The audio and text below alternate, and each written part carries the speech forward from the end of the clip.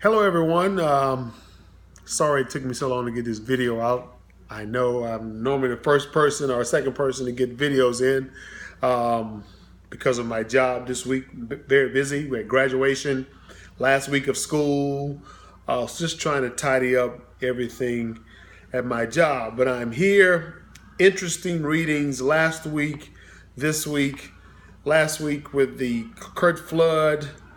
Um, that was phenomenal how he really changed the way these athletes are getting paid today. I mean, one man fought the Major League Baseball and Kuhn, and changed it all. And that was fascinating to me. And with the collective bargaining and just how much these athletes make compared to what they made in the late 70s and early 80s.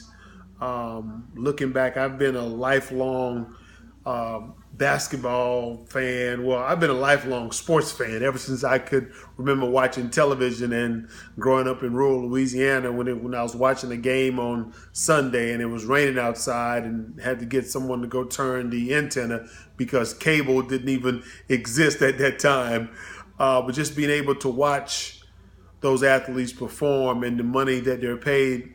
And I still think that the NFL, for all that they do, their contracts should be guaranteed. I mean, the punishment that they take from the time they're in Pop Warner to middle school, high school is just, it's crazy. And their contracts are not guaranteed. You can sign a contract and before you know it, you can be cut. You can sign a $5 million contract on Sunday and Friday you're actually cut and you get nothing unless in that contract you have some type of signing bonus.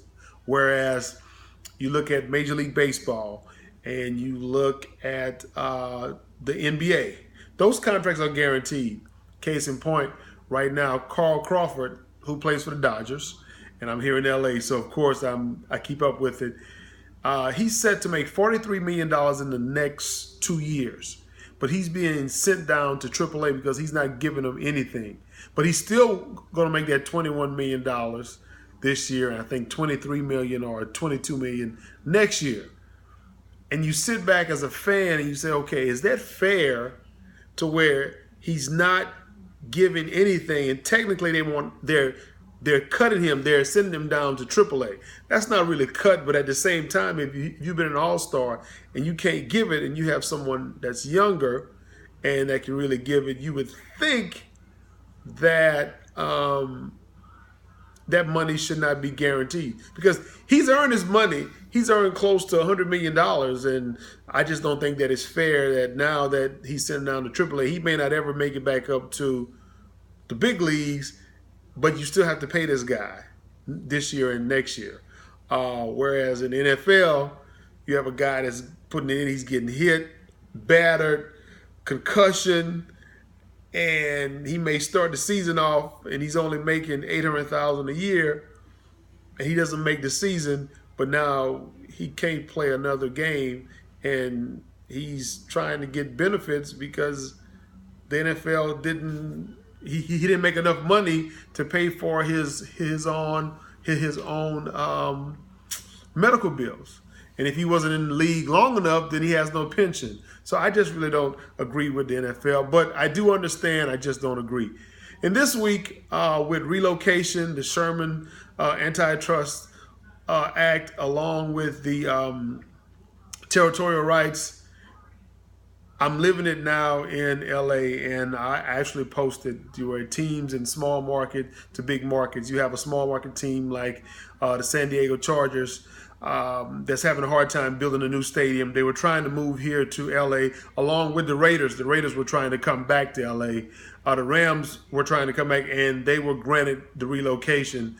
It was an issue with the Raiders and the Chargers because they both play in the same conference and in the same division.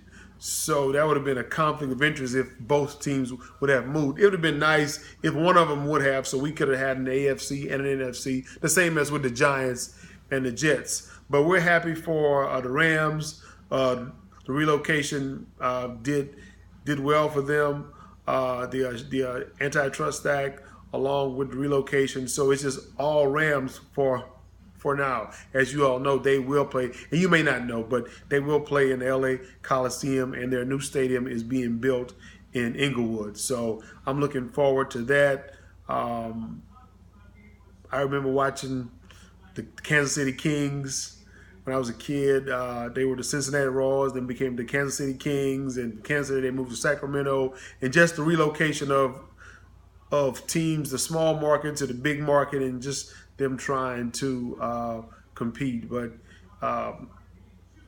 territorial rights, the Antitrust Act were really developed for small market teams, and is actually helping them now. And kudos to the San Antonio Spurs, the Kansas City Royals, and all those small market teams that are able to win championships and compete with the big guys, and even the Miami Heat.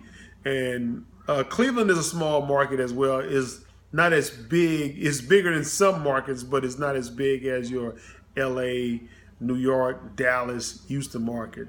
So I guess when you have the best player on the planet, self-proclaimed that is, then that's why they're always in the NBA Finals for the last 2 years, at least, since he's been there.